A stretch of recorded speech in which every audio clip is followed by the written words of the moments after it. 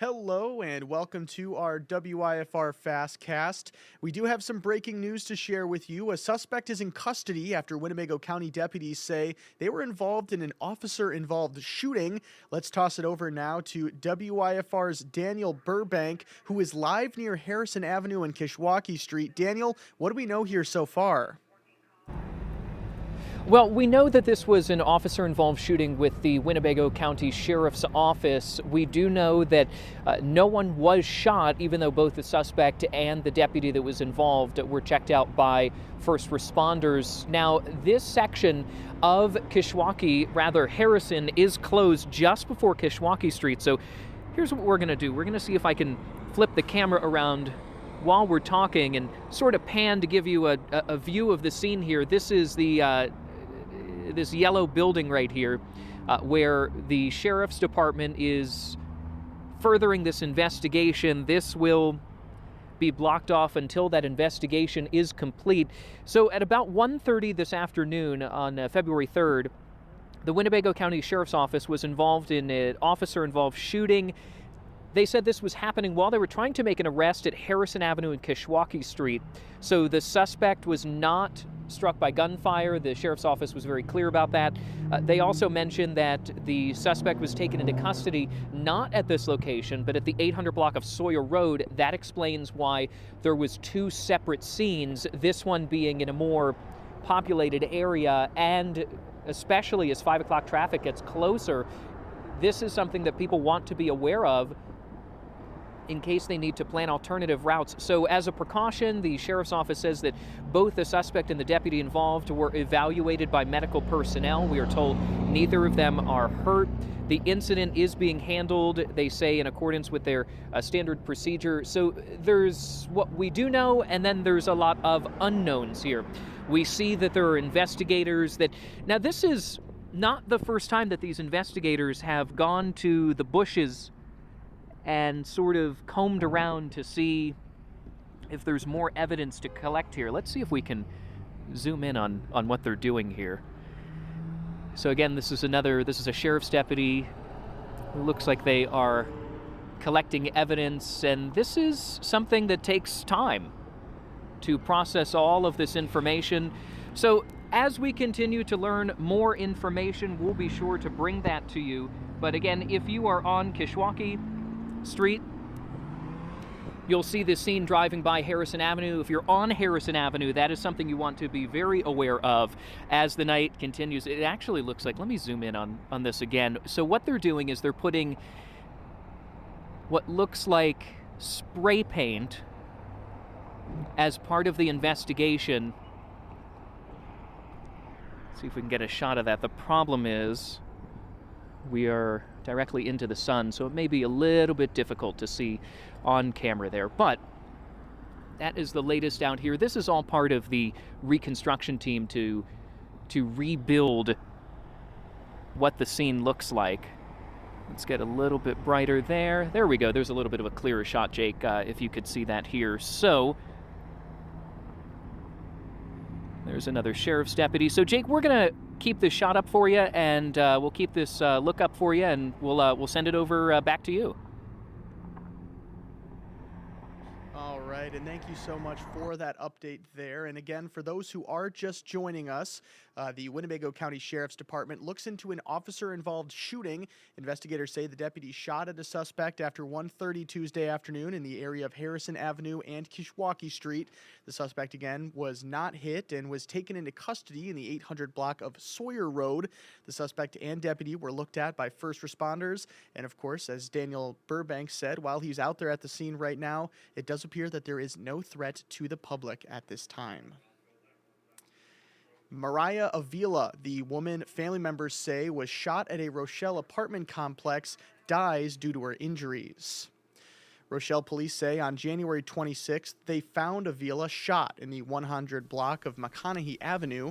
A 29-year-old man also died at the scene. She was taken to a hospital where she was on life support, and a GoFundMe was set up to help cover expenses. Family members now ask for the community's help to cover Mariah's funeral costs, and any remaining money will go toward domestic violence and mental health programs. Rockford police officer Corey Roser appears in a Winnebago County courtroom Tuesday, facing several charges, including theft and fraud. Illinois State Police believe the crimes took place in 2024 and 2025. Roser's been on the force since 2017 and is currently on administrative leave.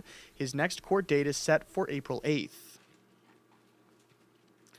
With a possible teacher strike in a few weeks, the strike could put a premature halt to several programs, including school sports.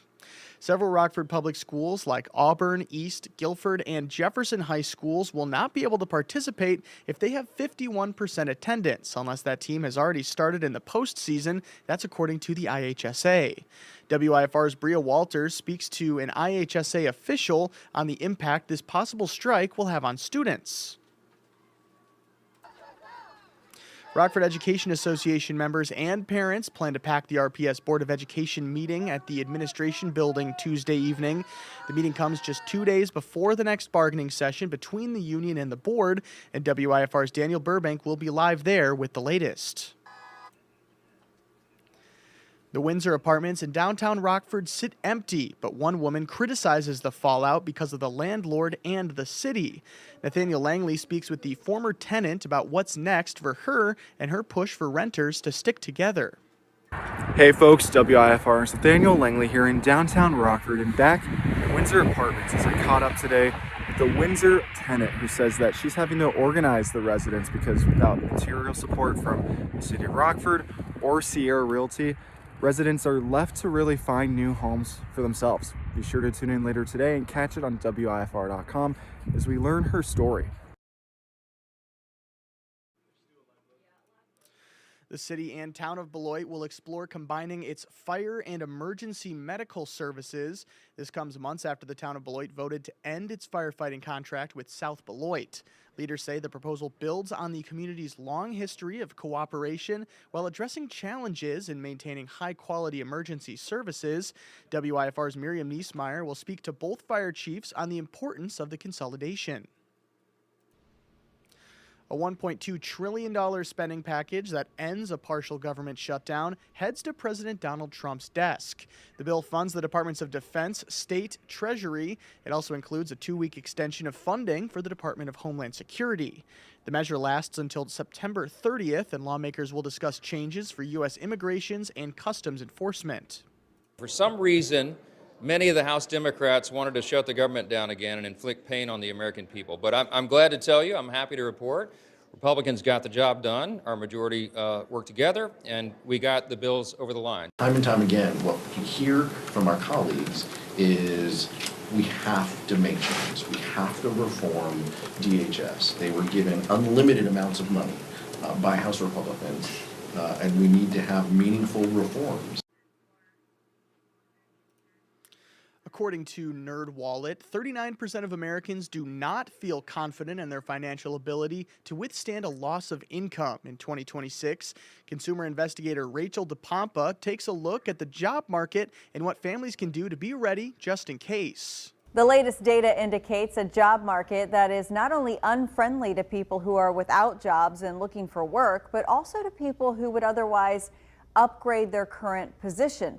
This is according to Elizabeth Renter, a senior economist with NerdWallet. When we look at the data and see a labor market that is welcoming to workers, we see one where hiring rates and quits rates are high because there's a lot of turnover. It's fairly easy for people to find new work, to upgrade their current role to one that's a better match, has better pay, better benefits, but that isn't the case right now. She says hiring is very lackluster and people are staying in their current jobs because they know the environment is unfriendly. Renter says when people are also worried about losing a job, it points to a lack of household financial resilience, meaning your ability to withstand unexpected job loss or bills. If this is you, she says, focus on your access to emergency savings and credit. Always look to bolstering your emergency fund in times of uncertainty. So experts recommend you have 3 to 6 months of living expenses set aside. That's a very tall order for most people, right? But start small. Don't be afraid to start small. Set a goal for a couple $100 and then $500 and then up it to $1,000. She says building a substantial emergency fund can take years, and that's okay as long as you're making progress along the way. She also says pay down high interest debt, make a plan to get rid of it, and stop putting new expenses on the card you're trying to pay off. With this Watching Your Wallet, I'm Rachel DePompa. And of course, we're sticking with some of those chillier temperatures here, but certainly a far cry from what we experienced with those negative temperatures, not including those wind chills like we had last week. Let's take a look at how things are shaping up for the remainder of our Tuesday with a look at our hour-by-hour timecast. So you can see we're currently sitting at about 26 degrees here, and as you can see based on our hour-by-hour forecast, it does appear that that is going to be the warmest that we're going to see here for the remainder of our day. Taking a look though, you can see that we have a relatively low chance for some of that precipitation here, aside from maybe a 10% chance here in the later hours of the night. That being said, it doesn't look like our First Alert weather team is really anticipating any sorts of snowfall coming up here towards the end of the night. That being said, we are going to be dropping temperatures here, and we're going to be dropping them pretty quickly here. It's only going to take a couple of hours until we drop down into those single-digit numbers overnight here. So taking a look as we enter into the 5 o'clock hour, that's when things are going to drop to 24, quickly dropping to 20 by the 6 o'clock hour. Then things are dropping fast, and yeah, as you can see there, 15 by the 8 o'clock hour, 10 by midnight, and into those single-digit territories by the time we reach 1 a.m. in our Wednesday morning there. So definitely going to want to be bundling up if you are heading out the door. Of course, something you also are going to want to be aware of is some of those wind chills, even though they aren't necessarily as bad as we experienced here last week. Of course, like we learned here last week, even though things that are said on the thermometer doesn't mean that there aren't some extra chills that are in the air that are going to make it feel that much colder out there. Of course, the best way that we can keep you safe from the temperatures or really anything winter is by asking you guys to download our WIFR First Alert Weather app. I'm going to leave this QR code up here for just a quick second for you guys. All you got to do is just open up your smartphone and open up the camera app, and then you're going to scan this with that camera app. Of course, we also want you guys to download our WIFR News app as well. I know some folks are a little confused, but these are two separate apps, so we just want to ask you guys to do that same process there. Take out your smartphone's camera app. You're going to scan this code. If you have a Samsung phone, it's going to take you to the Google Play Store, and if you have an iPhone, it's going to take you to the Apple App Store. Of course, you're going to want to download those, and then, of course, as you can see on those big smart TVs at home, like you guys can see the one that's right behind me, we want to ask you guys to also download the WIFR News app there as well. We're available on Amazon, Android, and Roku TV.